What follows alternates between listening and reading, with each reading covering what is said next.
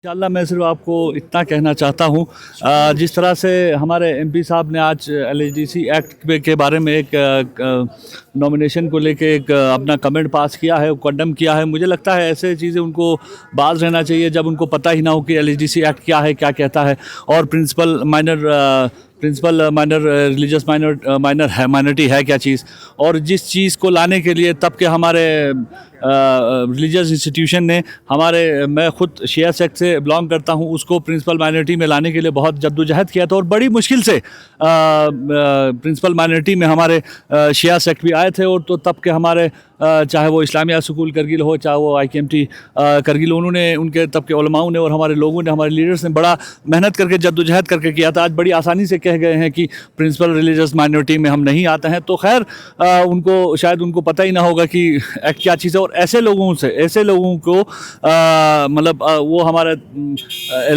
KDA की तरफ से या किसी की तरफ से जो हमारा अभी ड्राफ्ट जाना है, क्या ड्राफ्ट देगा। खैर मैं आपके सवाल पे आता हूँ, तो मैं आपको ये बताना चाहता हूँ कि आपने बखूबी कहा, बहुत बहुत शुक्रिया। मैंने बेशक लगातार 2 साल इलेक्शन मैंने लड़ा है, और अनफॉर्चुनेटली मैं इसमें कामयाबी नहीं हुआ, बट मैंने एलएचडीसी एक्ट जो है मुझे पूरा अच्छे से मुझे इसका पता है, इसका वर्किंग, उसके फंक्शन सारे पता हैं।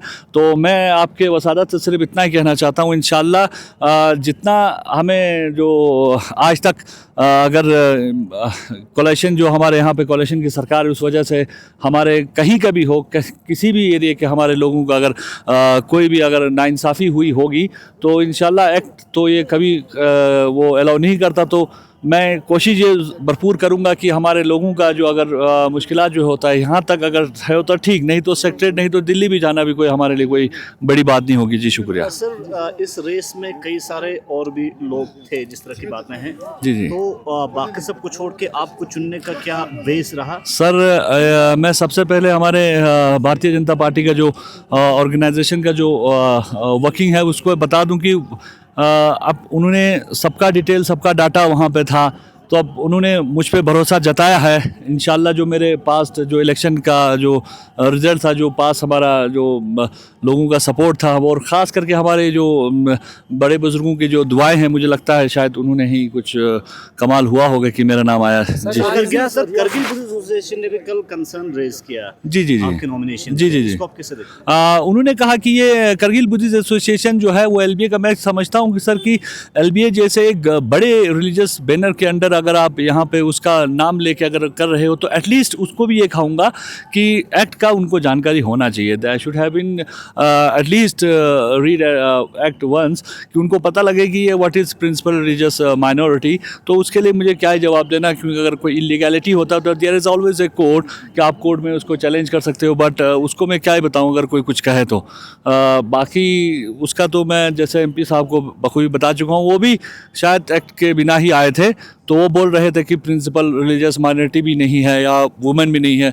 तो पहले एक्ट के हिसाब से अगर ये हुआ है तो ठीक है। और मैं आपको याद दिला दूं कि लास्ट टाइम जो हमारा LHDC लेह में जो नॉमिनेशंस थे 3 मेल और 1 फीमेल का था, तो खैर इनका क्या जवाब देना है।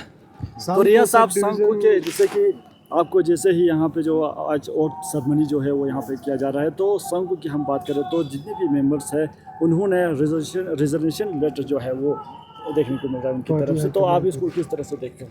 एक्चुअली में किसी इंडिविजुअल का हो सकता है, क्योंकि अभी हमारे ओथ सेरेमनी में आपने देखा होगा हमारे सांकू से, हमारे बरसों से, हमारे तमाम इलाके से हमारे लोग आए थे। किसी का अगर इंडिविजुअल अगर ये कोई डिसीजन होगा तो उसमें मुझे कुछ इतना आइडिया खास नहीं। नाराजगी बता रहे हैं, इस तरह की अफवाह है? नहीं, पार्टी में नाराज़गी होती तो अभी आपको ये हुजूम, और अभी आप कल हमारा रैली भी होगा इंशाल्लाह, आप आ जाइए तो पार्टी का आपको दिख जाएगा इंशाल्लाह। जी शुक्रिया।